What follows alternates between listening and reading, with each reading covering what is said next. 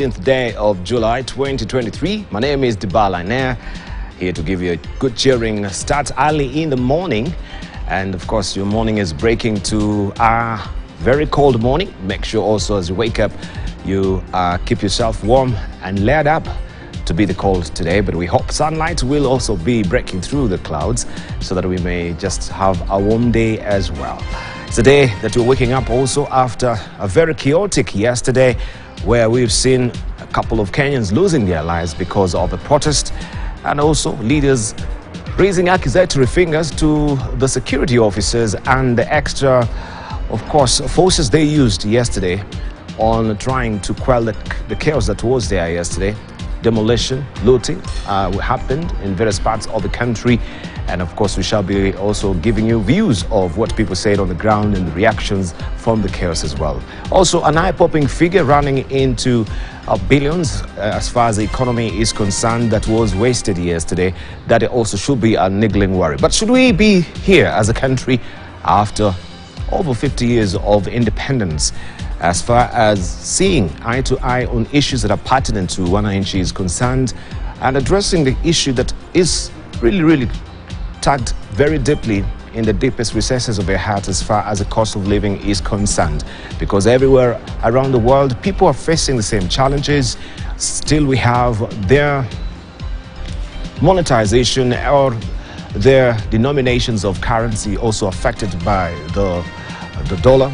And we can see the inflation rate as well spiking up, despite the fact that, yes, there's some resemblance of normalcy coming back to some countries. But here in Kenya as well, it seems that things are not getting, of course, to the lighter side. We're still on the heavy side of the beating from the externalities of the economy as it's concerned. But is it a matter of leadership, or it is a matter of the market forces? These are questions that are being raised so far. And is demonstration the only way that we can now try and address the issues that are pertinent to Kenyans as well? Waking up to very saddening headlines, paralysis, of course, and protest and paralysis, death and chaos is what we have headlining the front pages of the dailies today. We're talking about blocked, we're talking about deaths, we're talking about 9 people dying as far as the headlines I'll be showing you are concerned. And this should also be putting the leaders back on the table to try and see how can we come out from this particular morass and have a happy medium as far as addressing the issue of economy is concerned, because everyone is suffering, and that's why they're coming to the protest. And people are questioning, should we just also offload the face of Raila Odinga from this particular chaos? That it is not about Raila Odinga, it is about the economy, it's about Kenyans who are suffering. But is Raila being used as a fig leaf for this particular protest, so to speak? We're joined this morning by Engineer Patrick Obath, who is the chair of KEPSA Foundation. Also, we have Kithure Kindiki, Professor Kithure Kindiki from the School of Business, University of Nairobi. Bilokero, who is the businessman and of course a former politician, and also the chair of Kenya Trasport Alliance. This is Dr. Shem Muchodo, to slice and dice issues that are before the table or on the table this morning. And you know the drill. You head over to our Twitter handle where you can fire your questions, also where you can chime in, and we shall be also sampling that in the course of the program this morning. But let's see what is fresh off the press today. Let's get firing on all cylinders, looking at the Standard. This is what you're waking up to: paralysis and of course chaos, protest and paralysis. What is headlining the front pages of the Standard today? This is my soft copy, though if you pick the hard copy, because this went first, of course, the first headline, but now you have from the press, death and chaos headlining the front page of the Standard today. And it's all about cost of demos as well, as we saw yesterday. Things really happening. Kenyans across the country are decrying the high cost of living, and it doesn't really warrant for us to really go and demolish, take advantage of the situation to try and loot. And we've seen now people losing their lives. Kenyans across the country demonstrate over the high cost of living, but numerous incidences of property destruction are witnessed, with some protesters shot to death. Businesses in most towns were shut as Azimio leader claims tags hired by government officials caused chaos. This story continues on page 2 and 8 of the Standard this morning. Telling picture there that you can see on how this went down yesterday. We can see a policeman firing a tear gas canister at youths, pelting him with stones in Mathare, Nairobi during yesterday's protest. And also protesters barricade Kisii Kilgoris highway yesterday to protest against the high cost of living. And protesters in Mombasa kneel on the road in yesterday's demonstrations. And pertinent issues are raised here. First of all, that Raila cancels a rally scheduled at Kamukunji, saying it was to be infiltrated. I can zoom in so that we can read together what they've highlighted here. That, first of all, Azimio leader claims thugs were sponsored by state officials to unleash terror in Nairobi. That's the second. The first one is Raila cancels a rally scheduled at Kamukunji, saying it was to be infiltrated. Azimio leader claims thugs were sponsored by state officials to unleash terror in Nairobi. Also, protesters and activists decry heavy police hand, property destroyed in most towns as thugs went on looting spree. And PSV operators down tools, saying cost of fuel is way too high. And this is a statement from Right Honorable Raila Odinga, saying to avert more injury and loss of lives, we have taken the strategic decision not to proceed with the rally at Kamukunji. And that is how the Standard is looking. Protest and paralysis, days of chaos and death is my hard copy. This is a soft copy. And on top here, we can look at also the visitation that was happening yesterday. The state's official visit of the Iranian president. Iran president lands with a bag of goodies after a diplomatic faux pas on Tuesday. President Ibrahim Raisi was in town with a raft of trade deals. This story continues on page 12 of the Standard this morning. Chaos pushes firms to take up insurance. And also remember, every Thursday you have the real estate magazine coming in handy for you to get all the wiser as far as property and the real estate is concerned. If you're in that particular, or this is really right up your alley, make sure you get all the wiser by grabbing a copy of the real estate in the Standard this morning. This is how it looks. Make sure you grab a copy. And shutdown is what is on the front page of the Daily Nation this morning. Day of chaos. Two contrasting images emerged from the ashes of the chaos yesterday to provide a remarkable commentary of the two worlds of a country teetering on the precipice, one where the rule of law and order carried the day, and the other where civil disobedience disrupted economies and livelihoods and even brought lives to a violent end. And you can see how devastation were there yesterday from the protest. Pickup there is burnt to ashes. Protest and deaths there. Reports that are even that 7 people were killed and dozen injured.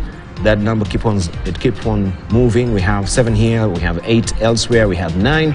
We'll establish what is the accurate figure, but of course it is way above 5. Schools closed, parents keep their children at home over safety fears.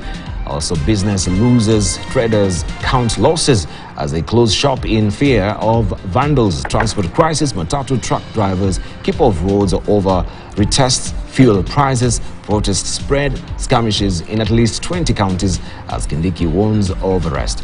You have full coverage on 2, 3, 4, 5, 6, 7 and 8 of the Daily Nation this morning. This is how it looks. Shut down. Let's pick up the Star, where 7 shot dead as Raila calls for more demos. And as you can see, the numbers keep on moving, 8, 7, 9. And this is the Star this morning. Anarchy. Kenya Private Sector Alliance estimated that Kenya lost 3 billion shillings as a result.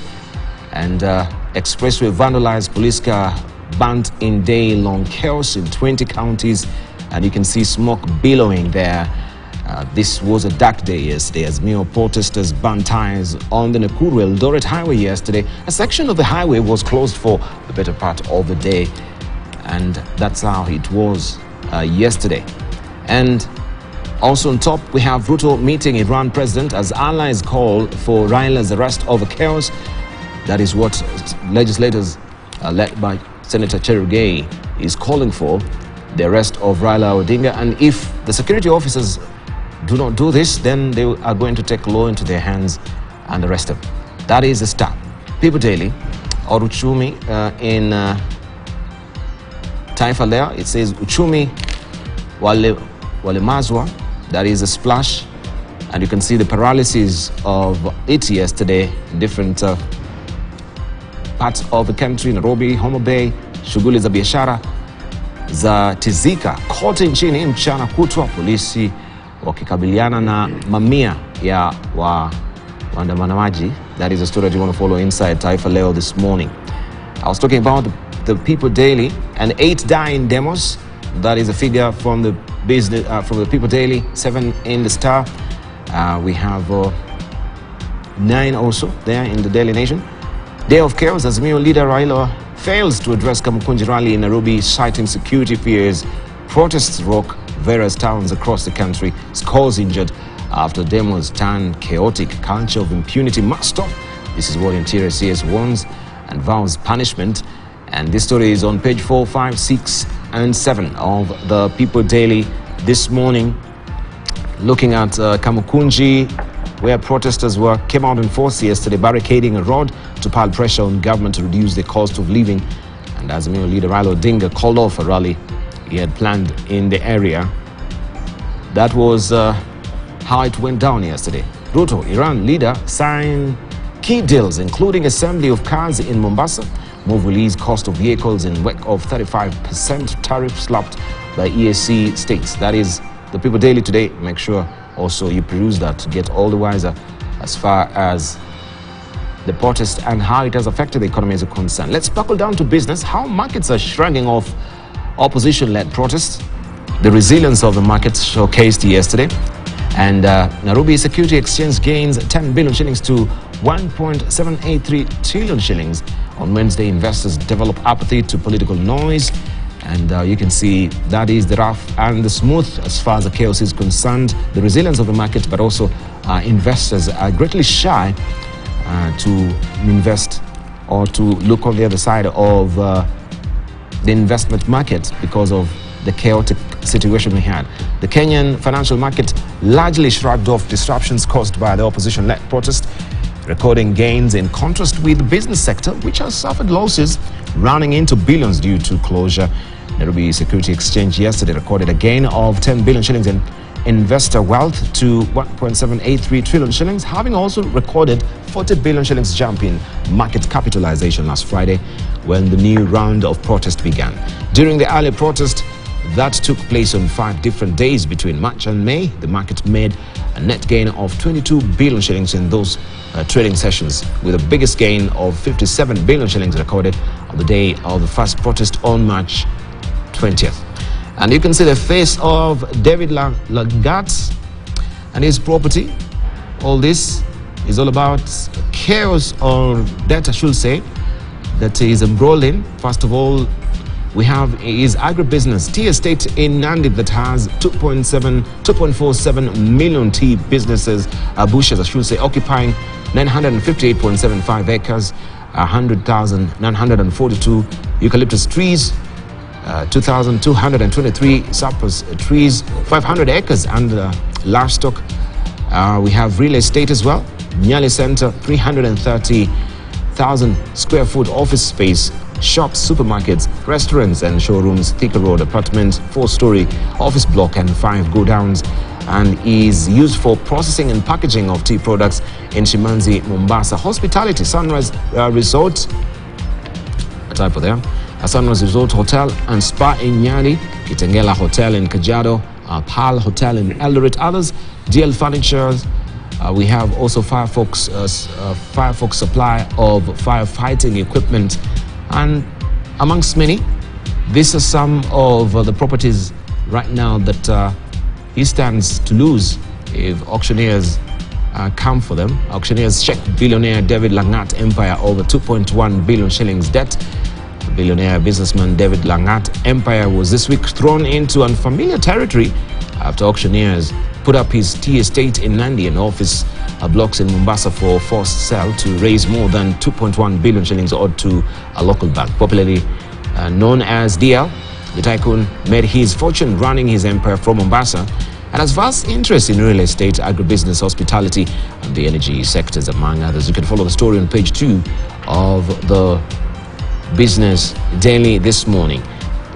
Now, there is a cash-rich parastatal that is raising with,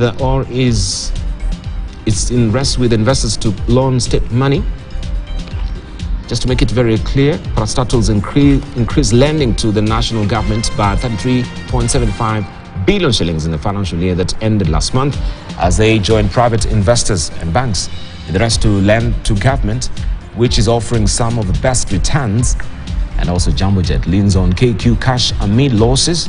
Budget carrier Jambojet received an additional financial support worth 1.5 billion shillings in the year ending December 2022 from its parent company KQ amid losses in the period.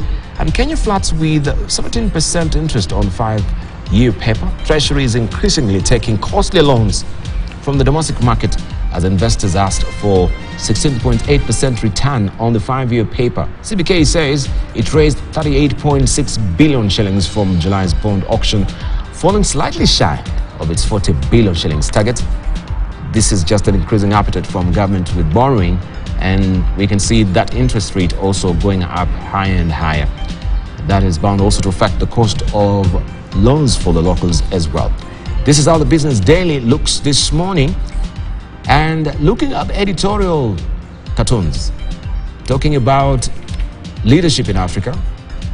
And this is where I want to rope in our panelists as we begin this morning, just to chime in as well on a lighter note. Today, Patrick and also Professor Kithure Kindiki and Shemo Chwodho. Today, if you look in the Standard, when you talk about leadership, Paul Biya, the president of Cameroon, is in a wheelchair and also is on a drip as well. And it says, just a while ago, we had Robert Mugabe also in Zimbabwe, who was in a wheelchair and who was sleeping as well. And this goes to show just where we are as African leaders, that will hang on to power, even if it's hanging by the fingernails until the last beat of your heart. So you want to die on that particular set. But you need to look at the drip. The drip is there, or the drip is... What is the drip? The drip that's keeping them alive is a very strong woman who has been married late in life. I think that's it. Who now takes over. So having a youthful wife also invigorates you as an old man, right? That becomes the mouthpiece and also the real power in the place. In the place. Right. But it goes to show how sometimes when we talk about the next generation and leadership of Africa, we're still lagging behind on this. This has been also a debate, I think, currently in the US, where we can see DeSantis taking the issue with Biden as well. But a reflection of here in Africa, people always say, wisdom comes with age. But that is relative. The Bible, they say, old is gold, Yeah. But overstaying in power certainly is not right. For me, I would be more concerned about term limit. If there was something that's excellent in Kenya's constitution, it's the 2-term limit. I wouldn't mind so much even if an 80-year-old came to power. But you are sure that at the end of 10 years, he or she is exiting. But in this case of both President Biya and President Mugabe, it's like they were life presidents. So for me, I think the issue is in being in power until death do part. That's to me the main issue. But yeah, of course, there are these very powerful first ladies. We have them around as well. They're saying moving forward. You can see the way they're pointing their finger, Patrick, there, moving forward. Patrick, you wanted to weigh in as well? I think I agree with Dr. Shem that the key thing is the governance structure that should reflect the realities that we have in the world at the moment. Yeah, a lot of constitutions that have been changed and have become progressive have adopted term limits. And even if you look at the private sector, you used to have situations whereby the leaders of companies would be there for years and years and years. Yeah, as chairman of boards, whatever it is, and so forth. But right now, you're finding that there's very clear sets of term limits. Yeah, in a lot of organizations. Right? And I say a lot because there are some where that governance or term limits and everything else is not there. It's violated. Yeah, it's not violated. It's just, no, but we it know is good companies practice. where chairman, at least, what is the position from the corporate governance of the Capital Markets Authority, especially for the listed companies, for a chair to be, is it a volition of the board, or is it also... There's a very nice way of, within the rules of the Capital Markets Authority, that talks about the fact that you need a certain number of independent non-executive directors, a certain minimum number, and then you can have a certain number of directors, yeah, who are non-independent and then executive, yeah, and the term limits and the independent directors who come in to bring that difference to bring in a different perspective and also to hold hopefully independent account, to hold the leadership to account being independent. Yeah. So the Capital Markets Authority allows for a director to become non-independent and continue. Right? The independent non-executive are allowed a maximum of 9 years. Right? And I have left quite a few boards as a result of that. Yeah. The non-executive, the non-executive who are not independent, right, can stay on, right? Because again, they don't want to kill whatever you call that wisdom, the institutional memory and all the rest of it, by just removing people. So there's a balance, and that is recognized. Yeah. But even those people who have been there for 10, 15 years, at a certain point, right, some of the non-executive independents could replace them over time. Right, but let's look at the position of a chair. The chair of the board. The chair of the board, what is the stipulation from the capital? What's the tenure? Is it the discretion of the board? It does not actually talk about a chair of the board. It does not. All it talks about is directorship, right? Because you're a director first and then a chairman afterwards. And that is generally in governance, that is, you don't actually put issues around a chairman, you put about the term of the director. Now, a chairman is not required to be independent. A chairman is a chairman, is somebody who controls the operations of a board, right? So, I could be, at the beginning, an independent non-executive director and be chairman. But we're talking about now that you've transited, because now if you say there's a transition from a director to an independent director to the chairman, that obscures. It's not necessarily the case. It's not necessarily the case. Yeah. I could be an independent non-executive director and within a year become chairman, right? And I could be there as a chairman for the next 8 years as an independent non-executive director. And I could continue after that when my role changes from being independent purely to non-executive. Yeah? Because you can continue. The Capital Markets Authority does not stop you from being an independent non-executive, an non-executive director. Okay. Yeah? So I could be a chairman for 12 years. Yeah? But a lot of companies that have got good governance principles, right, who voluntarily want to follow it, they would normally have a rotation out every 9 years. Every 9 years, okay. But it's not by law. It's not by law. Right? It is purely by, by law is only the fact that you need a certain minimum number of independent non-executives. Okay. Yeah. Let's say from Kithure and Aina on that particular fact, because is it by design that is not lawful? Or is there also a lacuna in the law that maybe it needs to be filled, it should need to be addressed?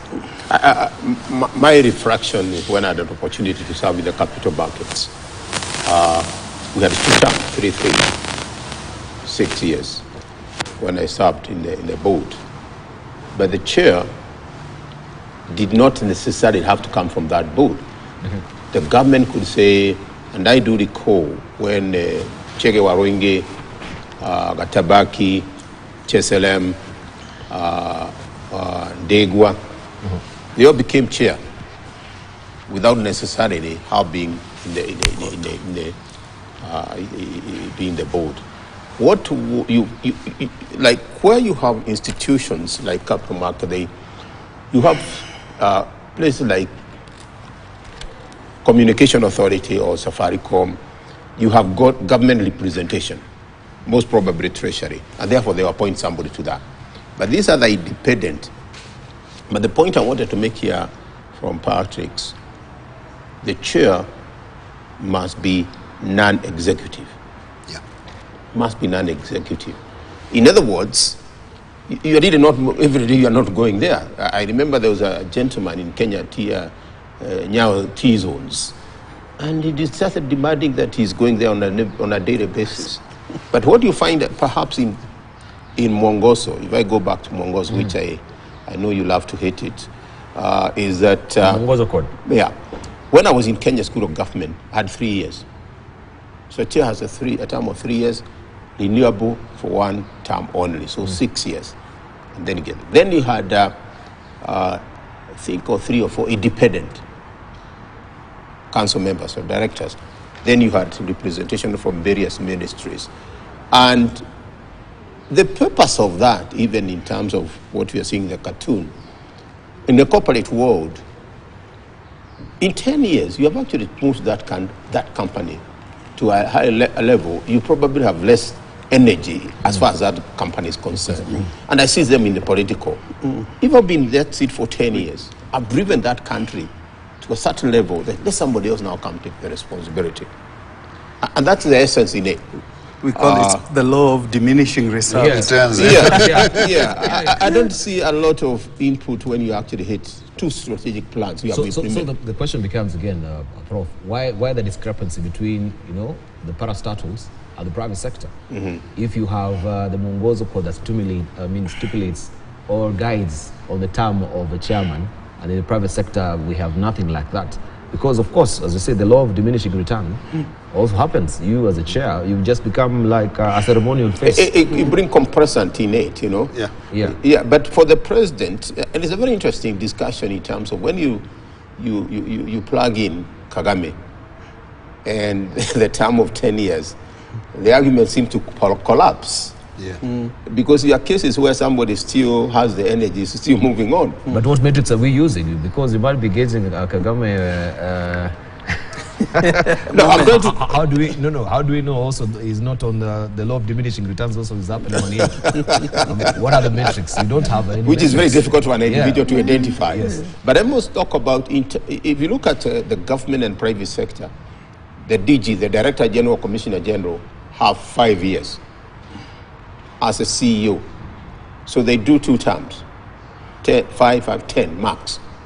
Now, Kenya Revenue Authority, they are taking it to 3.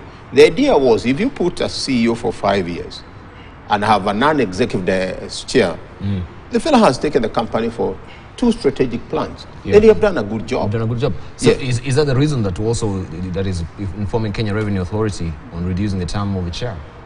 No, they are reducing. Is it the term of the chair I think it's the term of the chair. DG or the Commissioner General? Is the Commissioner General?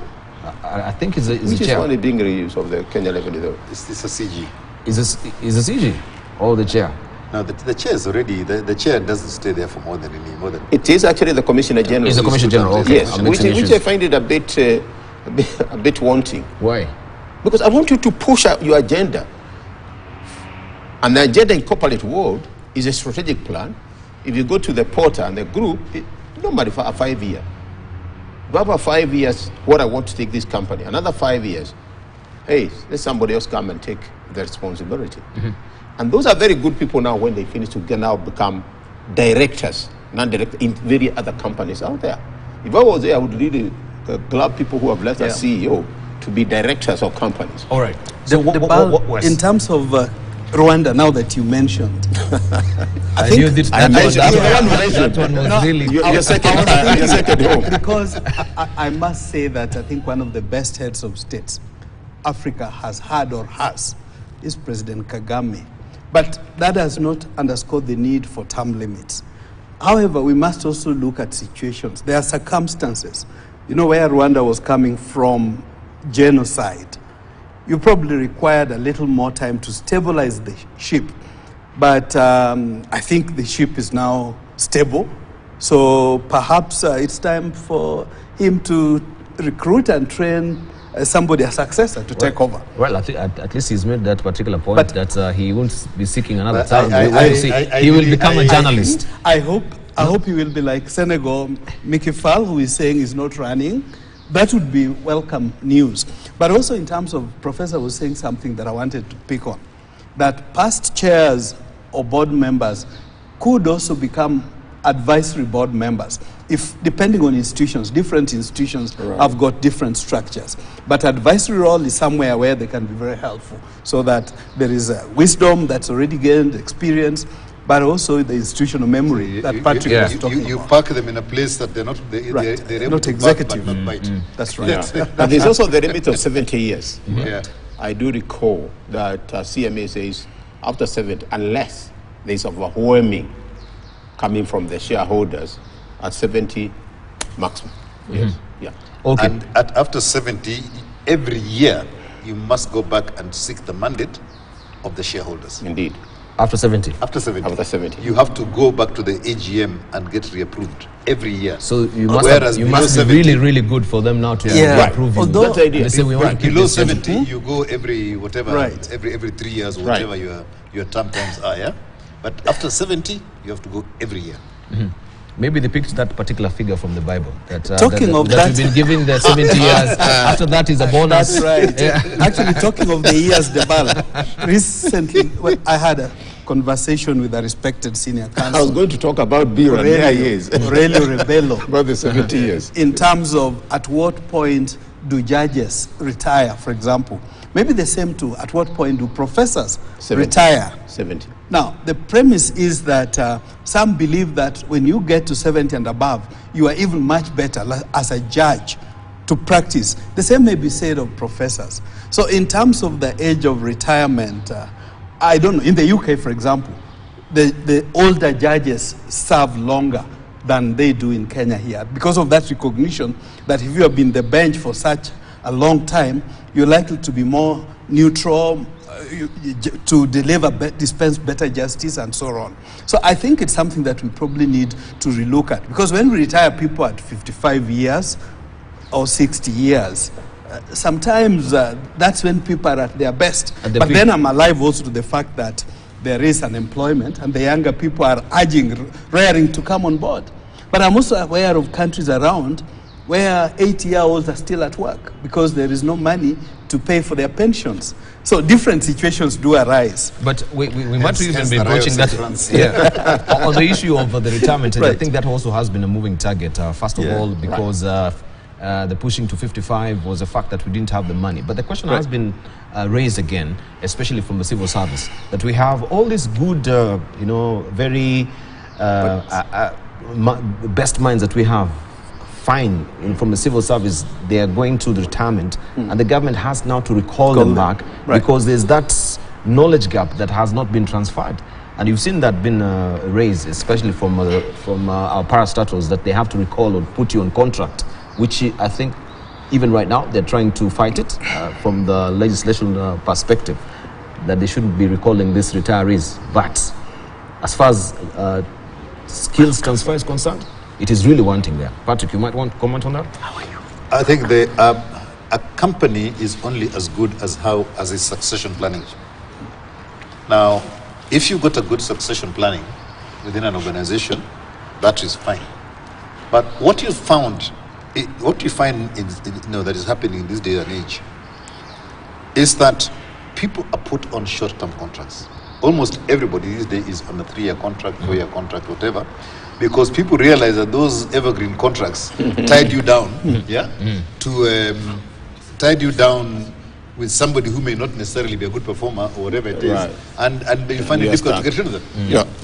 So in a way, we've got this double-edged sword, whereby you're saying you're able to turn over people, and stuff like that, but yet you're losing good talent going out, But, and I'll talk of my own experience in that kind of high turnover of people that you have, whereby you're saying that the experience is lost. We actually put the turnover at the lowest level right? So that the first 5 years, as far as I was concerned when I was working, I could afford to lose people. So what you did, you recruited the brightest talent that there was available. And for 5 years, they worked, they brought in all the good stuff, all their knowledge, all their brilliance into the organization. But more importantly, they got a CV. They actually were able to work. And after that, I really didn't mind if they left and found a good job somewhere else, because that was a good turnover.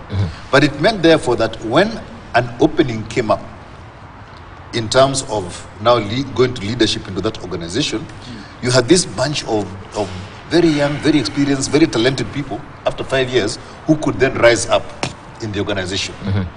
And that is how you do it. And you say that at any level, you've got a slight surplus that allows you to retain the knowledge. And so you'll find somebody who starts at the bottom, rises up, and some of them may leave, but there may be that one guy who then goes on to the next level and to the next level and so forth. So you'll find that the higher up you go, right, unless you have a kind of a policy that gives you a certain level of fat at the lower levels, you lose a talent, because you're so tight that the minute you lose somebody, you have nobody else to replace them. And that is what is happening. That is what is happening now. 3-year contracts means people are always looking outside. So they are not going to stay in that company. And because of that, if you're going to promote them, they're looking for a hell of a lot more in terms of rewards. And in the state corporations, what do you get? The structure, the salary structure is fixed across all state corporations. Yet the skills and risks that the managers take in different state corporations is different. Yeah? And therefore, you should be rewarding them based on the risks and skills they bring in. But having these grades that are already fixed within the state corporations actually is a deterrent to having skilled people in that place. It limits. It limits the opportunities. And unless you skew them, and that is what sometimes state corporations do, and then you find people running to some and not others, yeah? Right. And they suck everybody up. Indeed. Yeah?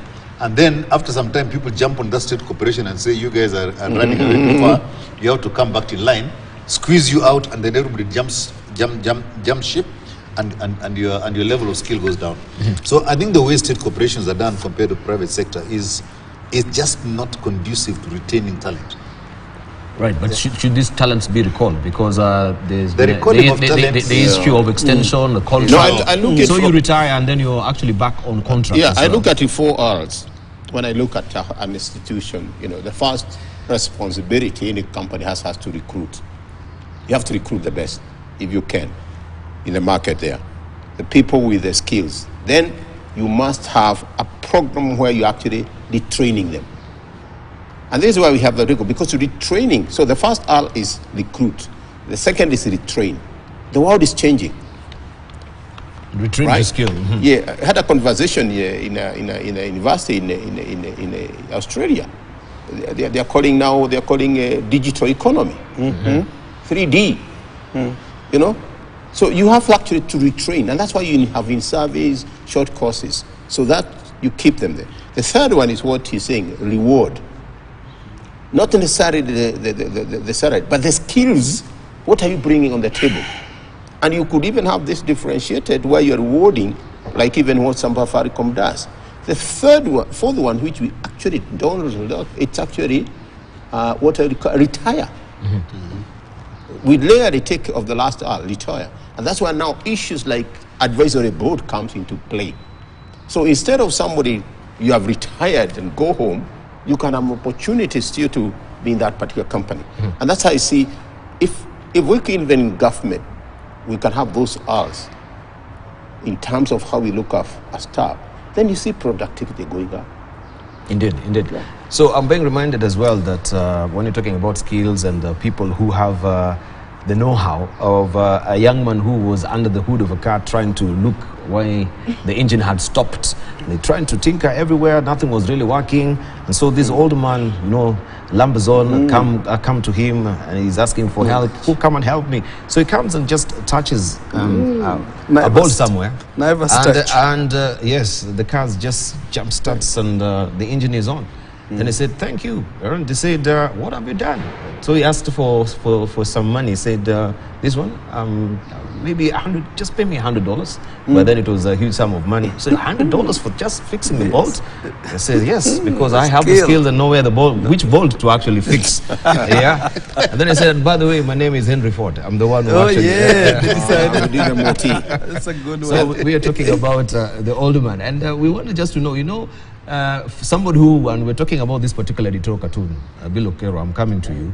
You can see it there, the two president. Before it was Mugabe in the wheelchair. Also now we have Paul Biya, who is operating via Skype. He's in Switzerland and is running the country. You know, this is we're talking about digital economy. You don't have to be physically there. It's .com. These are the skills you're talking about. So you run the country while you're in another country. You're the president. And I think we had also Professor Kithure Kindiki waiting for you because he's really wanting to know why Bill Okero retired early from politics. And he has not hit 70. He has not even hit 70 yet. Retired early. So we want to recall this. Until you're in a wheelchair. And you can see who's in a drip there. The wife was really pushing. I know. Yeah. So we want to welcome you on that particular note as well. And you might want to reconsider your early retirement from politics. And no. Emphatic You no. see, there are two levels of politics. The one that you see on the screen, those are the guys who are at the top. The house on the hill. Yeah.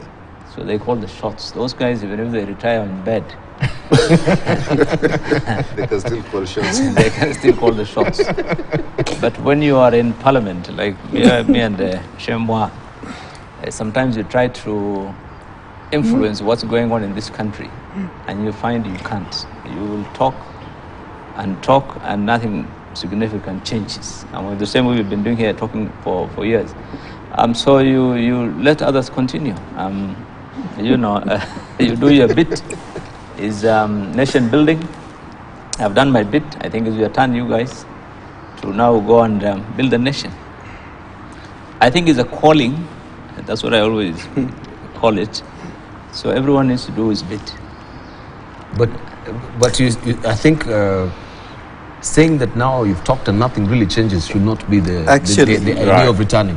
Yeah. You remember the issue of also a gentleman who was trying to hit the rock. If he had stopped hitting that particular rock to break it into pieces with the one hit that was there, he wouldn't have actually. But the crack began inside the rock while he was still hitting the first. That's how it begins. You continue pounding on it until the cracks now. Break your own skull. Before I respond to Mheshimiwa's point, there are two things I think in enumeration Professor left out. Number two, in my view, should have been unlearned before you retrain. Getting people to unlearn those old habits, that's also a process. Relearn. Unlearn before they relearn. The seventh one, I would have talked of retirement planning.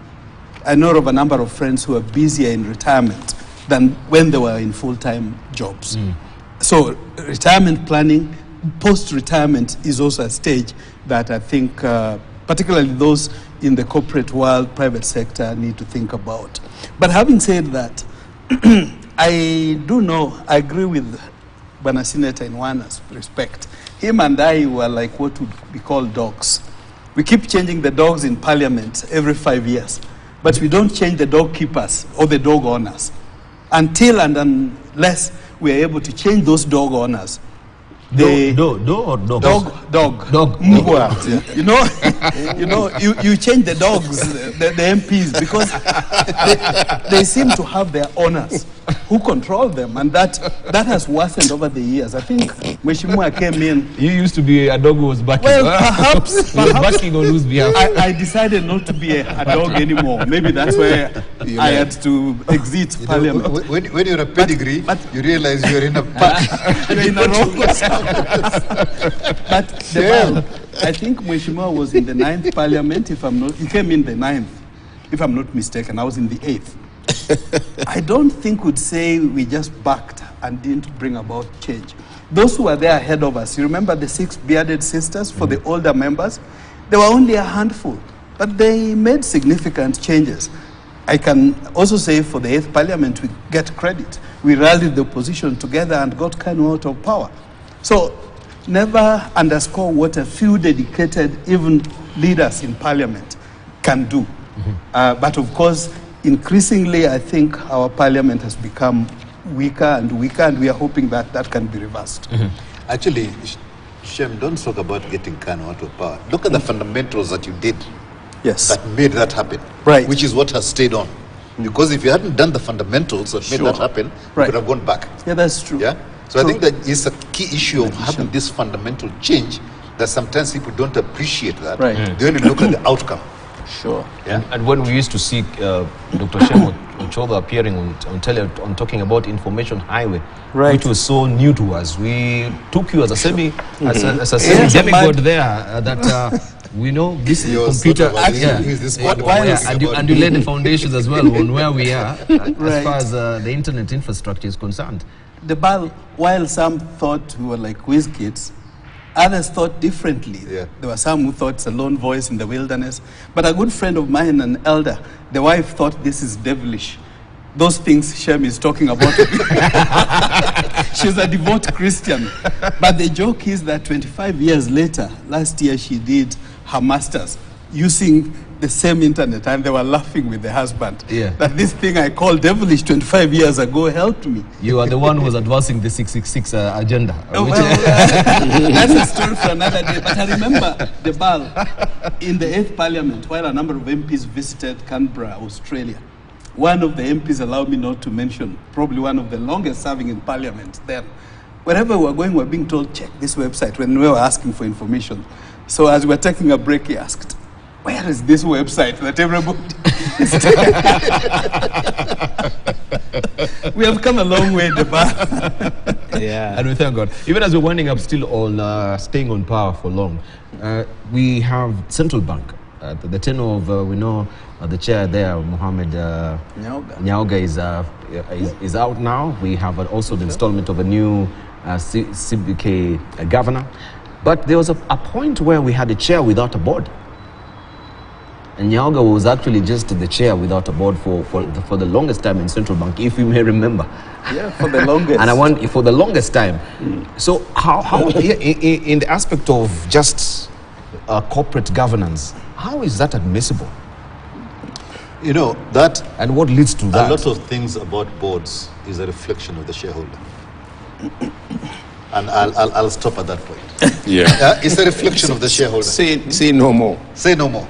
Reflection of the shareholder. No, there's a time that most boards actually stayed without even chairs. Yeah. And even board. Okay. And board without chairs, or now this is chair without a board. What are you chairing? Both happened. And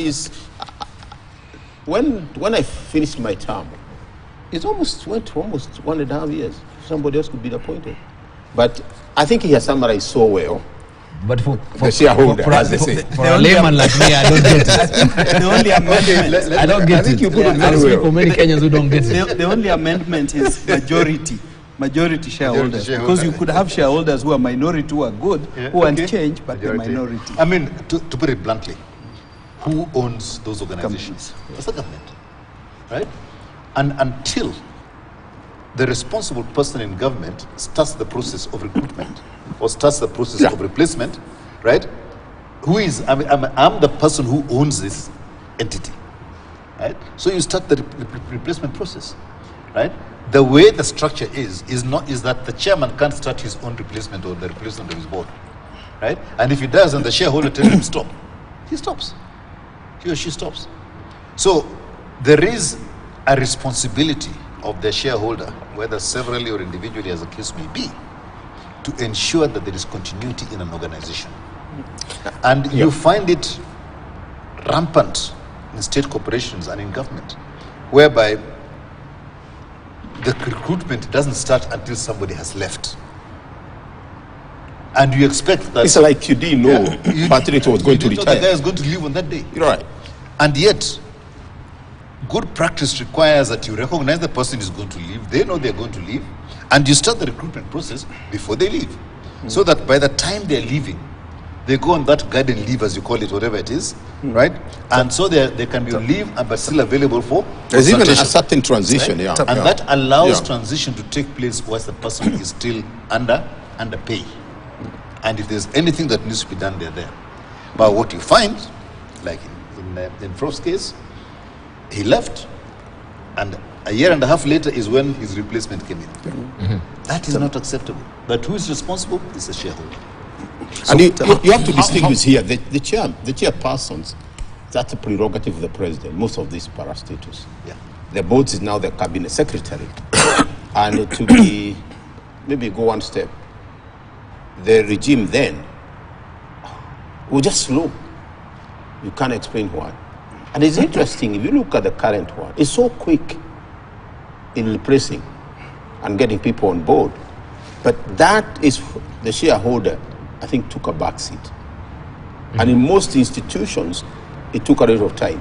Now, which brings a lot of difficulty because we don't have a chair in a board. Without a board. There are certain decisions you can. The other thing you're bringing, which is absolute, and I think we are like, I don't know, this country who we are. By the way, and you know, you bring a chair and you bring the CEO together. You bring the governor and the chair at the same time. It doesn't help anything. There must be planning, and it's not just you wake up and I know in the next maybe 5 years I'm leaving the university, so I don't just wake up and then you go. So it's najipanga. So it doesn't follow well in the corporate world when you get because there's a lot of the DG or the governor or commissioner general or CEO, they play they're actually like a magician. Because they're in the board, right? And the management. So bring that together has a huge responsibility. I'll give you the story of a board that I served for 10 years, and I actually wanted to leave earlier, but I couldn't because the shareholder told me stay. Yeah. What had happened when we started off, he recruited the whole board in one go. Ooh. Right? So that means that the exit of the board members will be on the same day, so that you lose everything in one go. So when you go to that first exit, the person, no, you guys take your second term. Right? So we took our second term. Now during that time we said, can we start retiring other people, so that we can stagger it and get into the right cycle. But people didn't want to leave. And I told the shareholder, we have to get rid of people, right? And we have to look at the performance and how they've been working and everything else and use that as a criteria. Now, that is a sensitive thing. It's almost, you're told you're being heartless, you're being whatever it is and so forth. But eventually, in the third term, that's exactly what we did. Because now I was chairman, right? And we started moving people out. So in the first year, we moved 3. In the second year, we moved 3. And in the third year, we moved 3. And in the next year after that, I left. Because I actually drove the process as chair. Yeah? So you actually, then you now had 1/3 retiring every 3, at the 3-year whatever. So now you are able to maintain. Sure. Yeah. You were able to maintain the knowledge that was there, but also be able to refresh. Yeah. And that is the role of a chairman of a board. Right. Part of your role is to go to the shareholder and talk to them and tell them, we are at this level and this is what we need to do. But you also need a shareholder who's willing to listen. Because I've done that somewhere else.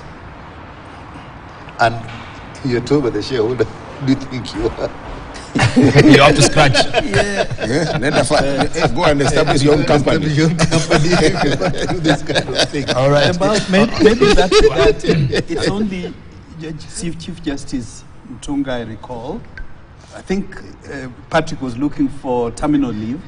You remember Justice Mutunga elected not to continue to allow for the recruitment of a successor. Yes. IBC has got this method of staggered recruitment. You need to start recruiting early, but sometimes we take too long, maybe for exigencies beyond human control perhaps. But yes, good succession planning would require that you align people to take over before the current holders of office live. Indeed. And of course, that brings us to 7 o'clock on the nose right now.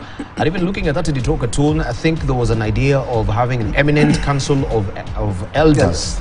So this retired president can assemble somewhere, Sure. will wheel them in. Yes. One by one, they are willed in to sit in that council of elders, so that we can actually mine from the wealth of their minds as far as leadership and governance is concerned. On a lighter note, we take a short break. This is editorial cartoon there by Gado, just talking about transition here in Africa and how our leaders, they want to hang on to power, even if, as I said, hanging by the fingernails seems to be the only way to go. We take a short break. We circle back with more, looking at yesterday's development as well.